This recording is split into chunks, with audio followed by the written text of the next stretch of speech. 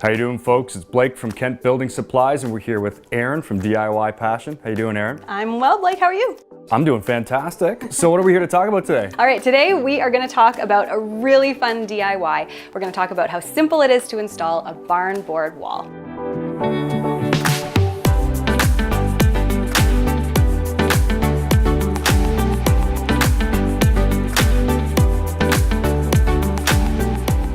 So, as we talked about earlier, we're here with Erin from DIY Passion to talk about her latest project. Isn't it beautiful? It's gorgeous, very impressive, and I know I couldn't take it on, but you're going to tell me how to. No, you absolutely could take it on. Okay, good to know, good to know. So, Erin, when I'm going about a project like this, what do I have to think about before I do it? So the first thing you really want to think about is the look you want in your home. So Okay. obviously here in our house, we're by the beach. We wanted something rustic, Beautiful. something that had a little bit of texture, especially because we're in the dining room. So we wanted something that also felt a little bit luxe, Yeah, right? true, yeah. And this barn board definitely fit the bill. It's got beautiful colors, lots of shades, lots of texture. So once you've kind of honed in on that, then you want to think about just the size of your space. So, as well, what do I need to prep for a job like this? Like, how do I get started? So people look at walls like this and they think just like what you said. Right. Oh my goodness, I could never do that, right? Okay, I'm here to tell you if I can do it, you can do it. That's good. Anyone can do it, and it's actually planking a wall is one of the simplest DIYs you can do. Really? And I actually recommend it for a starter. If you're feeling scared but courageous, try a wall plank because you'll surprise yourself. So the first things that you want to do is essentially just measure the space. You want to get the full area of the space so that you know how much product to buy. Of course.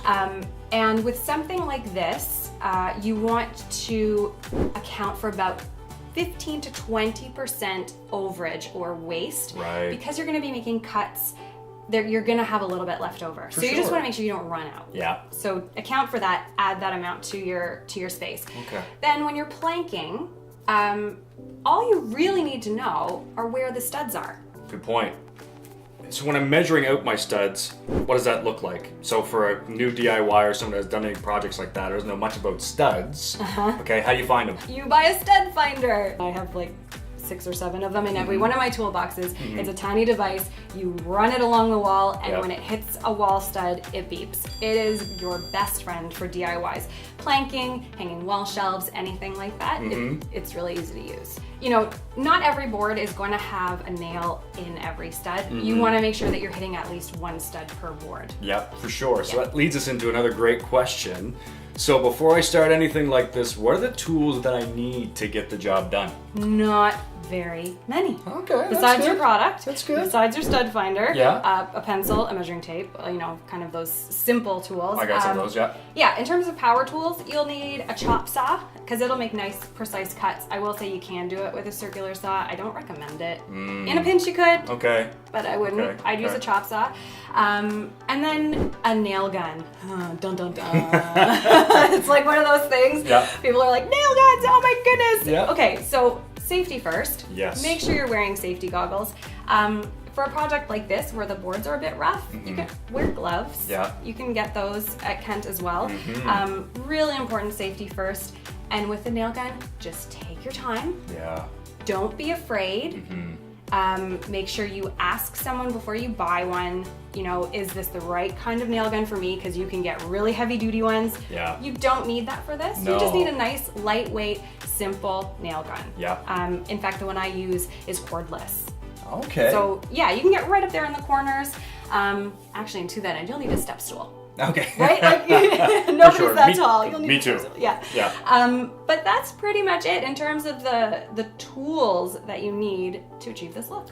Okay, Erin, so now we're into how. How do we do this? What do we have to do to get this beautiful wall to look the way it does? Okay, I've been telling you it's really simple. You have been. It's like super simple. Okay, good. Step 1, start at the ceiling. Okay. And just a word of warning, no ceiling is perfectly straight. Right. So you're gonna have little tiny gaps, but that's okay because it's up at the ceiling. That's the best place to disguise the gaps. Okay, I was worried about that.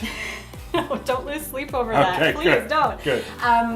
Then what you're just gonna wanna do is, once you have the length of your wall, it's really important that you minimize the amount of work you're gonna do. Okay. So figure out a little bit of math. A little bit of math. Sorry Okay. guys, a little bit. You take a little bit. You want to break down your wall measurement into easy multiples. In Okay. our case, our wall was easily divided by 9. Oh, Not okay. every wall is going to be the same, No. which is why I say you're going to have to do a little bit of math. Right. But once you figure out that multiple, it makes it easy. So Okay. we cut our boards. We had some we left full length. Then the rest we cut down to 9, 18, 36. All right, nice. And then we established a pattern. Okay. It is every 4 boards and then it repeats. So it's super simple. Very simple. Once you figure out that math. Now, one thing to note is the look you're going for, and we talked about that already. Yeah. With the rustic style planking, you never want a seam to meet a seam. Right. So you're gonna stagger your boards. Now, if you want a more modern look, Mm-hmm. you know, there are different kinds of barn board. Some can look quite modern. Right. Line up your seams, and that will give you a much more modern look. Oh, interesting. So, and where did you get this lovely barn board? Well, funny you should ask. No, Okay. We picked this up actually at the Kent store over in Russell Lake. We Okay. saw it, we loved it, we bought it, we put it all up in one day. Wow, that's fantastic.